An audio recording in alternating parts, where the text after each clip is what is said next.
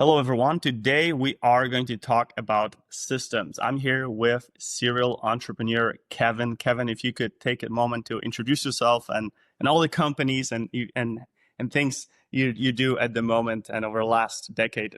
Thank you very much for inviting me on your podcast, Matt. Really appreciate it. My name's Kev Blackburn. I am the founder and director here at Systemised Group. We actually started our journey back in 2015. It was June 2015 when we got our first sale. And this came at a really difficult moment in my life. I went through formal education where I became an electrical engineer, and the company, unfortunately, that I was working for made announcements that they were going to make redundancies and people were going to lose their careers and their jobs. Wow. And in that moment, I was looking for an opportunity. I've always wanted to start something, but you're always trying to what can I start? And I actually watched an episode of The Apprentice, and The Apprentice by Lord Alan Sugar here in the UK. And it was a great episode. And essentially there was two teams, and both of those teams they started with £500, and could they make the most money? One of the teams ended up actually going to sell like t-shirts at the local market. And I thought to myself, what can I buy to resell?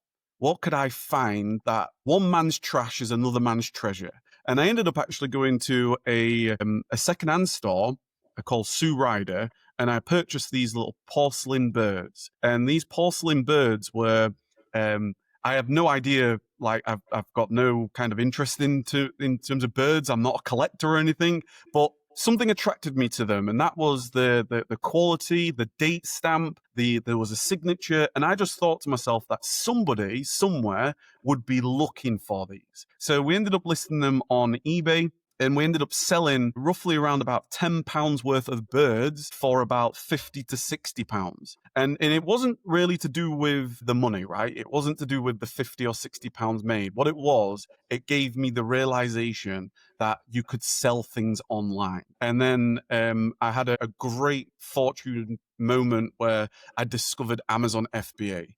And because at the time, being at the steelworks, I had to go to the post office. I am a father. My daughter was born in the January of 2015. So I had a 6-month-old. I was working as an electrical engineer. And then I was starting this kind of side hustle. And going to the post office was just really tough. So what I ended up actually doing is discovering Amazon FBA. And as soon as I discovered that, I was absolutely all in. To cut a really long story short, over the last 10 years, we ended up being able to sell on Amazon using Amazon FBA, online arbitrage, wholesale, exclusive brand deals. I've done some private label.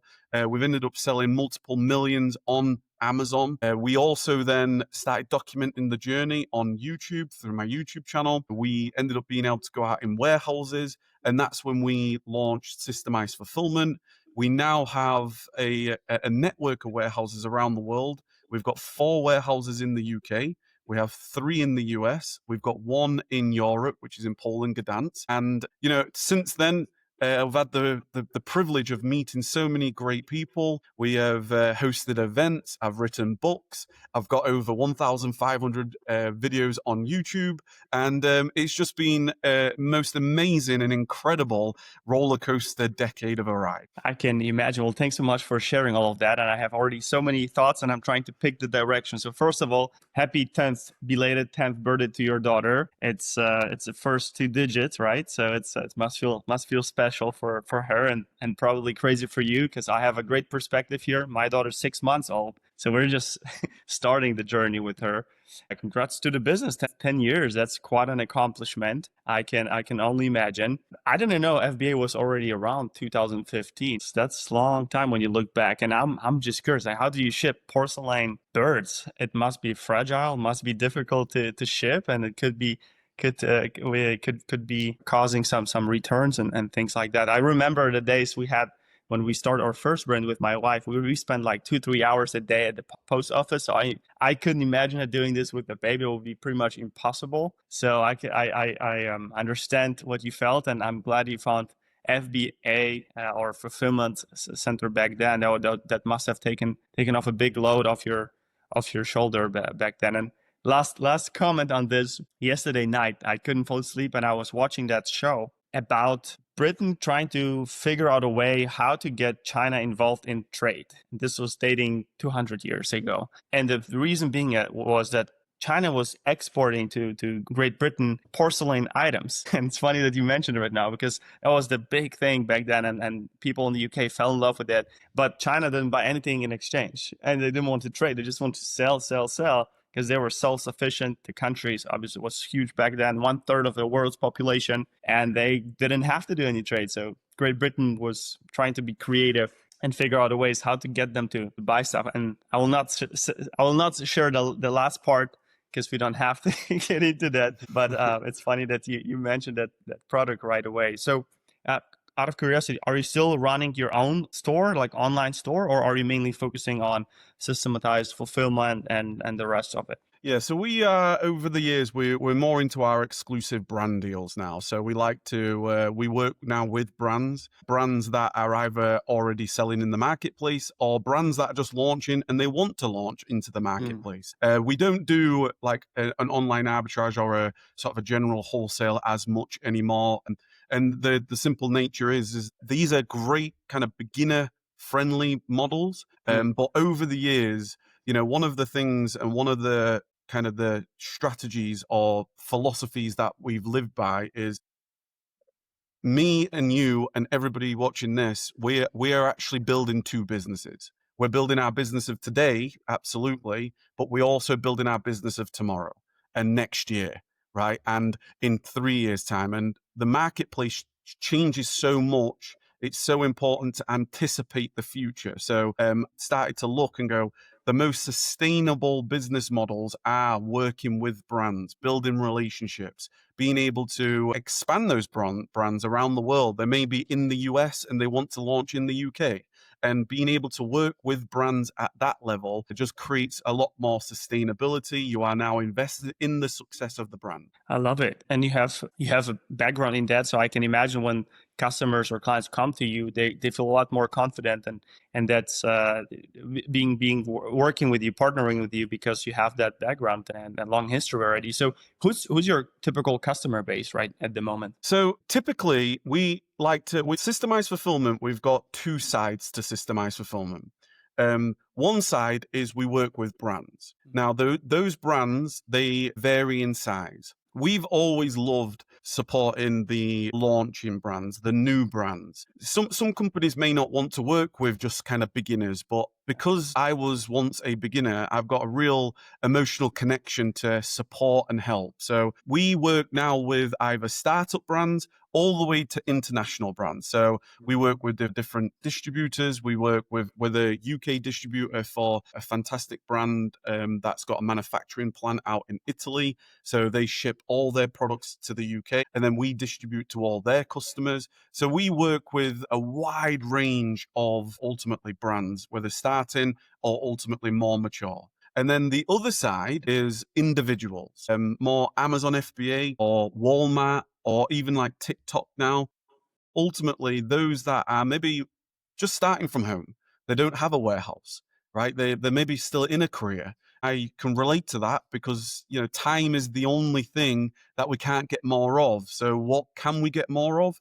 We get more of leverage, right? Being able to maybe outsource the shipping and logistical side of operations, which can maybe bring back 10, 15, 20 hours a week so they can focus on working on their business, not in their business. And so, yeah, we work with various sizes of individuals, some that are only just getting started, maybe only shipping, 1, 2, 300 units a month, and others that are now shipping tens of thousands every single day. Got it. If you could explain to me the typical customer or to the viewership as well, typical customer journey, like what happens when someone has that idea, they maybe have a product already, they've tested multiple products, they found the one that they want to start selling. Maybe they already went through the first initial product market fit stage and they have some demand, they tested it.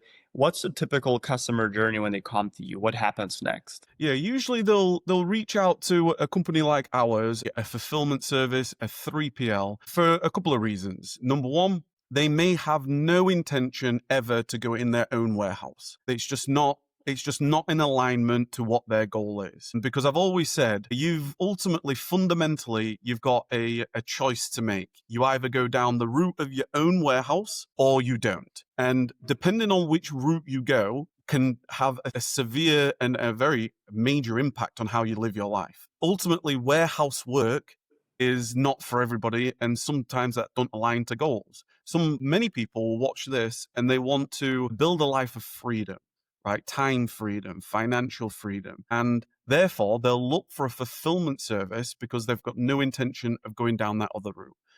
The second thing is they'll run out of time. They don't have enough time, whether it's the prep, whether it's the fulfillment of orders. There's just not enough hours in the day, right? And especially when it's great when you're just getting your initial orders and it's fun and it's exciting and, it's an amazing moment. You're getting your first orders, but what happens when you start getting 50 orders, 100 orders, 500 orders? All of a sudden, that once very, very exciting moment is now overtaking your life, where your living room is turned into a warehouse. Yeah, You've got I was about to say.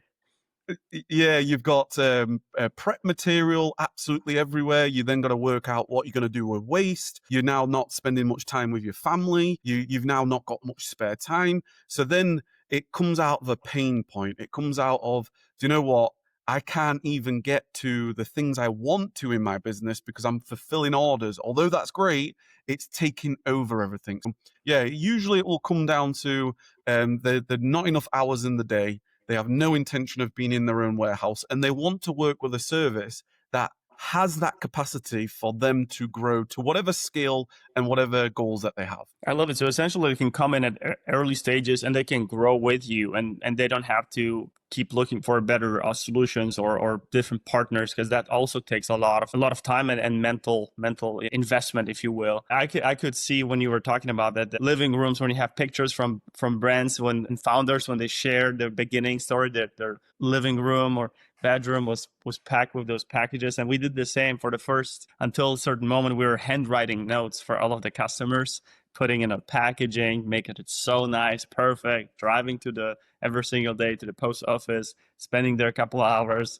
Later on, they would give you this when you arrive with plenty of packages. They give you your own card from the post office. You feel like a VIP, and then they make the process a little bit simpler for you. But still, it's almost like at least part-time job can become a full-time job if you scale fast. Then I can totally resonate with you. Now, your website, rarely see a website that is well optimized like that, and it's so up to the standards of 2025. Most of the websites, I'm looking into hundreds of websites a week, and sometimes thousands a month, and it stands out. Are you also giving any guidance on marketing wise? You're mentioning TikTok. I mean, I've probably seen none of the websites, unless it's like typical e-commerce websites. They obviously have short form videos included, embedded in their website, because that's how you can sell nowadays, or it's a fantastic sales channel for e-commerce brands. However, I haven't seen it on more B2B offers. So I'm curious,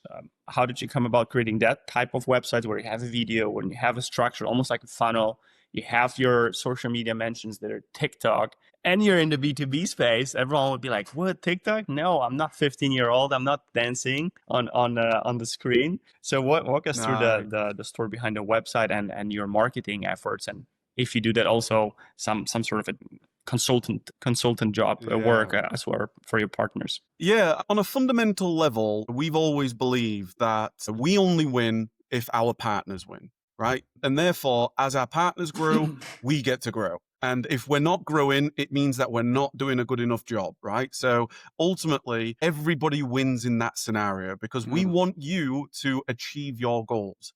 We also realized very early on, and this is going back nearly 8-9 years ago, when we first started creating our fulfillment service, we also realized that you could have the best fulfillment 3PL service in the world. It could be the most optimized, it could be the most efficient, it could truly be the best service in the world, and the business can still fail. Why? Well, the reason why is because business is so much more than just the warehouse. right? You've got accounting, you've got marketing, you've got sales, you've got customer support, you've got so many things that actually a business could be successful with. So we always said we only win if you win.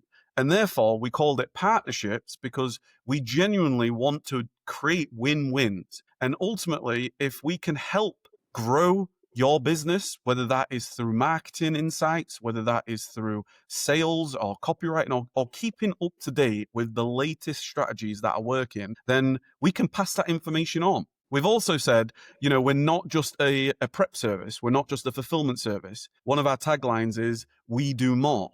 And the reason why is because, at the other side is a person or a company, and they have ambitions, they have goals, and ultimately we want to share as much knowledge as possible. So we create communities, we create training programs, we share YouTube videos, we do everything we possibly can to share everything we possibly can. And that's why on the website, one of the fundamental principles that we've had is on our website, you'll only ever see only us, our own images, our own videos. You'll never see any type of computer generated stock image. We represent who we are, because one of the things that we also realized is, authenticity is absolutely fundamental, right? If you are in a business that you're shipping from home and you've got a great brand and you're passionate about that brand, then share the fact that you are at home, or you are, you've got so much documentation because it's real, right? You're being overwhelmed because it is real. So we've always shared, whether it is 2016 in our first warehouse, 2,000 square foot warehouse, or whether it's right now, our 10,000 square foot warehouse, or our other warehouses that we've got. We always share our real images and videos, just so that we're transparent right away. This is us. This is us, because why you don't want to try to be anyone else. And then it's just a case of what platforms are current. Number one, I've always believed that YouTube is a foundational platform because of its longevity.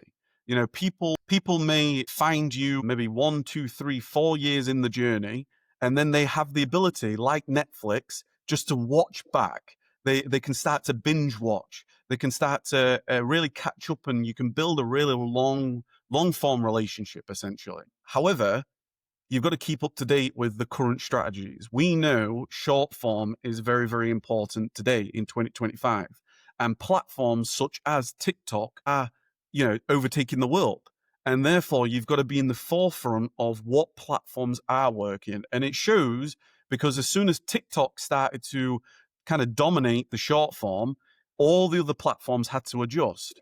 Had to, Meta, they created their short form, their reels. Instagram and YouTube themselves, YouTube Shorts, right? They had to adjust to that. So yes, just to answer that question, we like to support.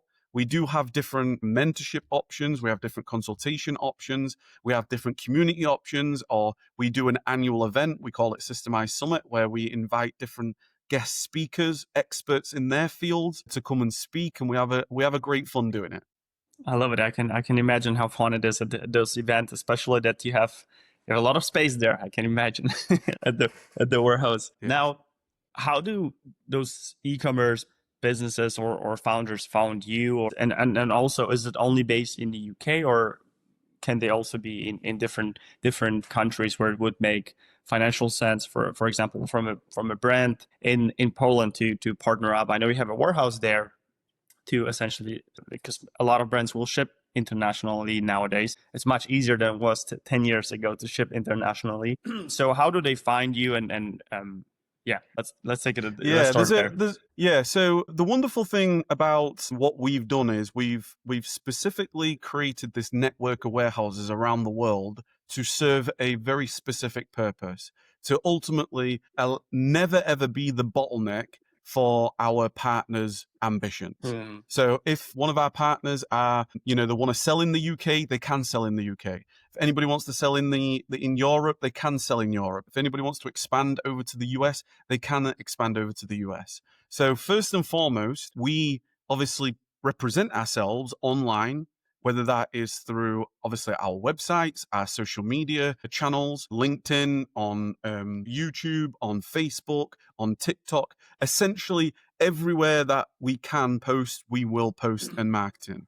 Naturally, we also, on our website, we have optimized that for SEO. That is now changing to artificial intelligence, and being artificial intelligence optimized, that's something that's very, very important right now, for sure. But over the years, we've created different articles and blog posts. So if anybody's searching for anything, people will find us. And usually, when it comes to brands or anybody that is located externally from the UK, let's say we work with people that are based in Thailand or across Europe, but they want to sell in the UK. So they will be very direct in what they're searching for. They'll be searching for fulfillment service in the UK, Amazon FBA prep service in the UK. That is very intentional searching. And as a service provider, we want to make sure that when somebody searches for those terms, that we can position ourselves the best way that they can find us. Love it. And YouTube is a great search engine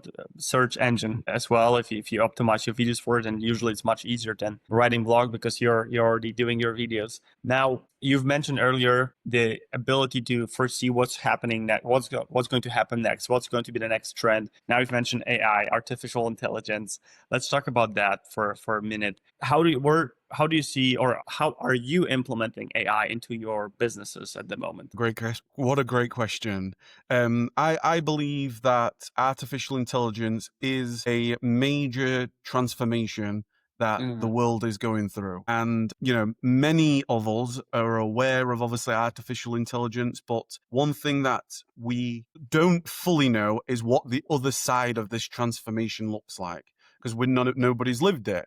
The one thing that I would say, and there's a number of things that I can say, this artificial intelligence technology is by far the most powerful technology that the world has ever seen. And it has a transformational impact on not just personal lives, but also business lives. To make that point as clear as possible, if you don't start to embrace artificial intelligence, it'll be like when the internet was born. Those that didn't adopt the internet, they are now out of business. Those that did not adopt social media, they are now out of business, right? Because that is where the world is. Artificial intelligence. So a number of things. I believe that it will be an agentic world from a business perspective. That is, in e-commerce terms, I believe in a term what we call agentic e-commerce platforms. That's essentially meaning that AI will have the capabilities of doing so much across your business. It already has so much ability across your business. Things like it will have the ability to optimize your listings for conversions. It'll have the ability to create images. It'll have the ability to create, videos, marketing. It'll have the ability to do so much with the operators that are coming now, the AI agents that are coming now. They'll have the ability for you to speak to it in natural language, something like, create me a website for this particular product, and it will be able to control and build that. Lovable is a great example of an agentic platform right now. Yeah, it has the big one. Yeah, it has the ability, you speak in natural language and it will build on your behalf. So I believe from an e-commerce perspective, there will be agentic e-commerce platforms where across many of the functions, whether that is administration, accounting, marketing, sales, optimization, we'll have AI agents that will have the ability to essentially manage those functions. So how are we using it right now? Well, on a most basic terms, just using ChatGPT it's great, ChatGPT, but you are already behind. ChatGPT is 2022, right? At a minimum, you want to be using your own custom GPTs where it knows your website. So we use all our internal custom GPTs, which has been trained on our services, our website. It knows our processes. So we do that externally and internally. So our team, for example, any question that they have about any of our processes, they can now just ask. They can speak to it. and it will come up with the answers because we've trained it to do that. That's one example. Other examples are we've got the ability to help with optimization. Like I just said, from a listing optimization, really giving it prompts on how can this listing be more optimized, and really learning from those prompts. We've got a load of prompts that we've got a full library of different prompts, like our master prompts that we are essentially using to review things. That's another thing. Other things are just essentially getting more leverage. So, for example, any marketing that we do, let's say it's a video, we have the ability to obviously transcribe that video, everything that we speak about. From that, we can feed it into our custom GPTs and ask it to rewrite into a blog post, for example, and it will do that. We have the ability to use AI to cut videos up into, short form videos.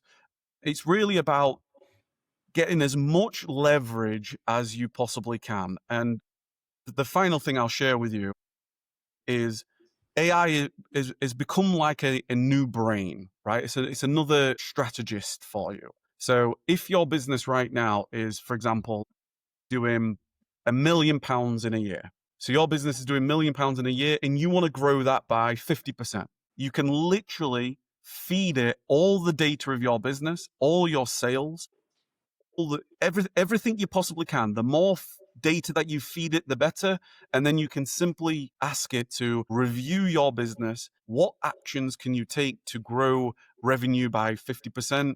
Where can I eliminate waste? And it will come up with so much strategy that you can take from that to ultimately look at implementing. I love it. It's quite fascinating, isn't it? I have a copilot for editing as well. You mentioned editing. So for example, I found I like your phrase when you said, I don't want to never be a bottleneck for your ambitions. So I can literally tell the copilot, hey, I remember Kev said something about ambitions and bottleneck. Can you find that moment and turn it into a clip? Or find that moment where I can turn it into a clip and edit it. And we'll find it within 30 seconds to a minute. And now I can do my editing cut of whatever I don't want to have there. It's quite fascinating. And another tool that I explored recently is called Udly, where you can role play with obviously it's an AI. I want to say almost like a human because it sounds like a human. It looks like a human, and it has real objections. For example, you can practice your pitch. You can practice your presentations. For example, if you're giving a presentation or a speech, you can have a more challenging audience in front of you, so you can practice with that. So it will give you the objections, so you can find out how you would respond, how your brain would essentially react to that particular question. And funny enough, whenever I do that, I get that feeling as I was sitting across the table with that person in the room, and that I got this question. I don't know how to respond to that question. I don't know what to do. So you can practice it in a safer environment before you actually have that meeting or you have that presentation, or you just want to practice delivering your elevator speech, or you have Shark Tank or how do you call the one in the UK which is similar to Shark Tank? The show Dragon's Den. There you go, Dragon's Den. Yeah. So you can practice it a million times with actually AI that is trained to give you objections. It's trained to resist what you're trying to sell, and you do your reps there, and it's quite fascinating to see all those innovations. Obviously, that's just one out of millions of things that it's popping up. Moving on, what's the North Star for you, Systemised Fulfilment and your other ventures? The fundamental North Star for us is we have our Systemised Ultimate Vision 2030. We work in kind of like 10-year blocks, essentially. Okay. The ultimate for us at Systemised is to create a global network of warehouses that allows us to partner and serve and help our partners ultimately with their fulfillment and logistics. Essentially, what that means is we would like, and we're working incredibly hard to build that network of warehouses so that one day we will have 20, 25 warehouses, 50 warehouses around the world. It's strategically placed in different parts of the world. So if somebody wants to expand out into Australia, then we have a warehouse to be able to do that.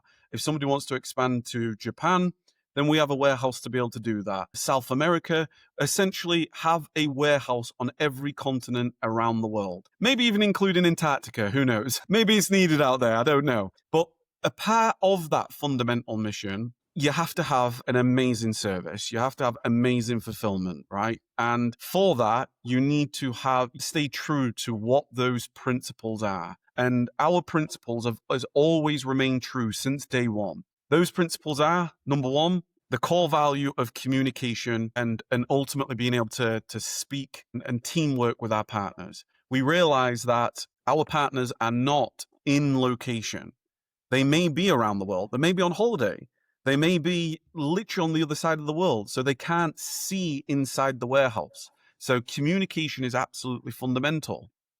The transparency, the status of everything, whether there's products coming in the warehouse, they're actually in the warehouse already, what the status of everything is through tracking, so that they've got full visibility of absolutely everything.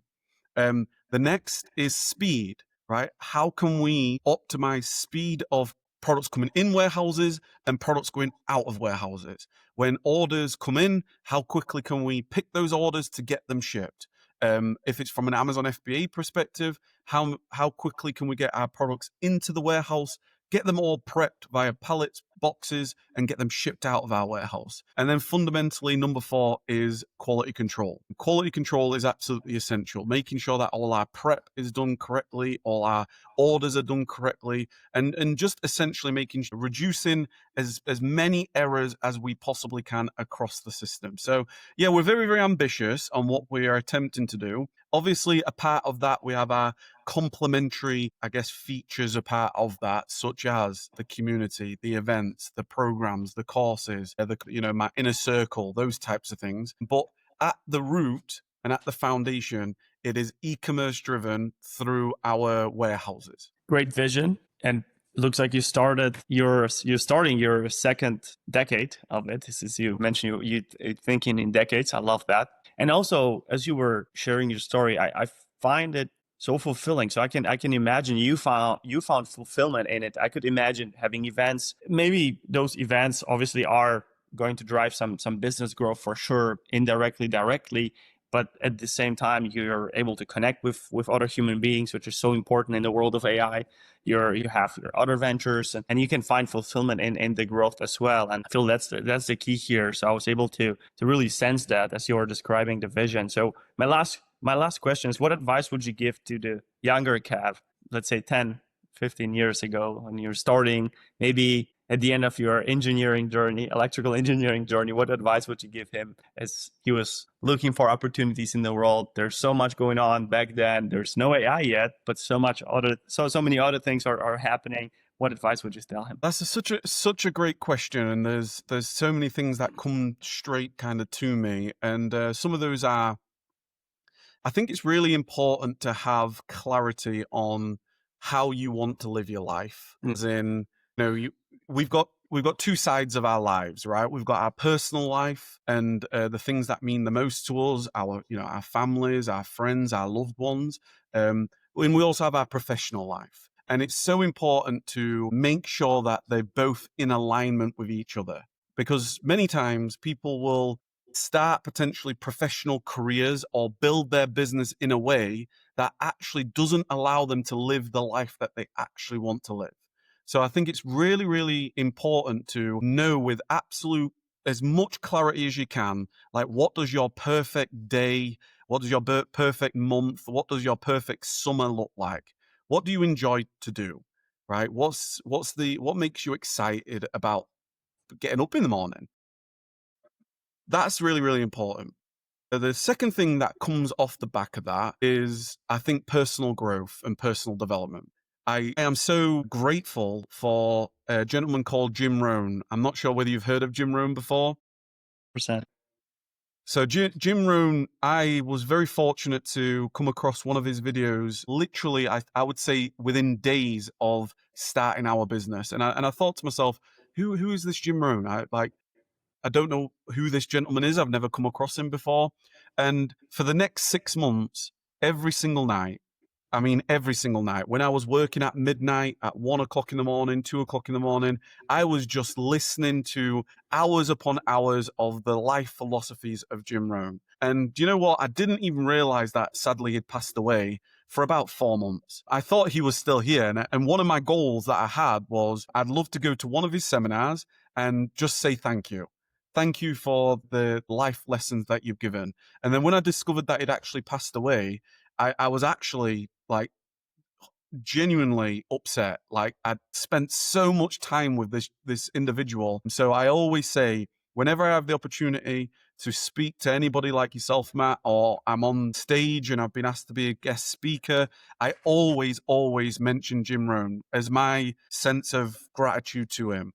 Because personal development, the more you grow, the more you've got to give and the more your business can grow. And over this last 10 years, you will fail. You will have stressful times. You will feel like you'll have moments where you feel like it's all falling down, and how can you get past this moment? And your comfort zone will expand so much, and it will all fundamentally come back to personal development. And that means looking after your mind, your spirit, your physical health. So trying to do something for yourself every day, whether it's go for a walk, listen to some music. I fundamentally believe in taking massive action. I talk about taking massive action every day. And a part of that is developing a massive action ecosystem. And that massive action ecosystem is everything that you see, everything that you hear, everything that you're doing, whether it's your laptop screensaver, whether it's your phone screensaver, really remembering why you're doing what you're doing, whether it's looking at a photo of your children, whether it's your wedding day, anything that you are driven by the reasons for why you do this. And then just a couple of other things are, I think time management is absolutely fundamentally key. I've got it down to we've only got 24 hours in a day, and in that time we have to obviously sleep. We've got our families. We have to eat. So when you take all those 24 hours, actually you've only got 10, 12 hours of the day, and you need to maximize every single part of that time. So I always talk about 3 types of tasks: growth tasks, maintenance tasks, and pointless tasks. Growth tasks are all about really just building your future business. This is relationship building. This is learning. This is contribution. This is ultimately doing everything you possibly can to grow into the future. It might be testing things in your business, doing experiments in your business, trying to do optimization and titles. And then does it work? Look at the data. It's not worked. You've always got to test and grow. Maintenance are tasks that must be done, but that doesn't have to be by you, right? That's where a team comes in. I think building a team using leveraging AI and technology is so fundamentally key. If you think of somebody like a Jeff Bezos or an Elon Musk, what they do, the reason why they've been able to do what they've done is by an incredible amount of leverage. That is through technology and people. Jeff is able to have created Amazon not by himself, with an incredible team and the cutting edge of technology. So leverage is absolutely fundamental. And the final thing that I would say, final thing that comes to my mind is never stop believing that it's possible, and have courage. You're going to have times where, you may be fearful of taking action. The first time you employed a brand new team member, or the first time, I remember signing the lease for the warehouse for the first time, you're going into the unknown. And a part of going into the unknown, you've got to have courage. What does courage mean? It's taking action while being fearful. The people that have courage, that doesn't mean that they're not fearful. That means that they are taking action despite of being fearful, and faith. I'm not one, I haven't really spoken too much about faith, but I fundamentally believe that if you try to do the right thing and be a good person and try to build relationships with win-win relationships, and you genuinely trying to do the best you possibly can, I feel like if you never give up, try to do the right thing, you'll find the answers, because you'll either find the way or make the way. I hope this message finds a younger version of yourself, because you just set him up for success. First of all, you'll help him find his purpose. And look, first of all, how do you find a purpose? You start looking for it. And Japanese would say, people in Japan, Japanese saying, I want to say, is ikigai, that you want to find your purpose. What gives you that fulfillment that you can combine with your personal growth, business growth? Second of all, you obviously told him to fill his mind or feed his mind with proper information and content. That's the key in 2025 and beyond. It's such a key, because we are constantly listening to music that doesn't add value to our life. And we don't even know. There's a study that shows that 60 or 70% content of our brain is fed through the music that we listen to, because we do it subconsciously. You hear it in the background, you listen to the radio, and there's no essence in the men. I'm not saying, obviously not hating on any artist. There's so much content is repeated over and over again, and that promoting that idealistic Instagram life, not anything that would actually benefit you, unless you're going that route and becoming an influencer. However, if you fed your mind with Jim Rohn's content, Bob Proctor, another one that would come to mind, anything that actually can help you give that spark that something in you to actually keep going and get outside of your comfort zone, as you mentioned it, and do something. And lastly, what I can add to that is that existence precedes essence. So if you want to find essence in whatever you're doing, and mastery, whatever you're doing, you have to be doing it often enough. And in the beginning, you're going to suck. You're not going to be good at it at all. At one point, you start getting better and better and better and better. And that's how you continue to grow. And it never ends until our last day here. So with that, Kev, thank you so much. It's been such a pleasure. So many different things. Go ahead. Yeah, sorry, Matt. The final thing that, just as you was talking then, you articulated that so well. The final thing that just came to me just then is, the journey that you've had in your past, whatever your upbringing has been, whatever your adulthood has been, the excuse my language, the shit things that you've gone through, the challenges, the heartaches, always know that you can reframe those as your biggest strengths. And I think that is so powerful. I genuinely do. I think a lot of people in life, they have an attachment to the past in an unempowering way. And if you can reframe it to, that is your power. That is the reason why you're the way you are. Even if you went through the darkest and the most horrible time, maybe you lost it all. Maybe something happened to your family, whatever the case might be. If you've got the power to try to reframe that and use it as your strength, then there'll be no stopping you. Love it. So well said. Yeah, absolutely.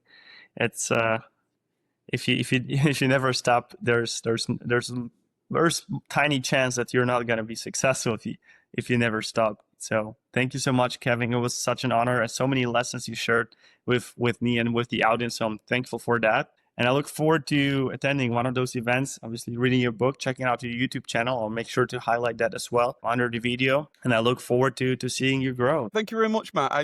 It's been a pleasure. Thank you so much. I really, really appreciate it. I do have, just for information for anybody that is watching, if you just go to kevblackburn.com, we've got our audio books that you can just listen to. We just give them away. So if anybody's interested, just go to kevblackburn.com. You'll be able to see everything there. Very generous, and I'll make sure to link that down below the video as well. Thank you. Thank you.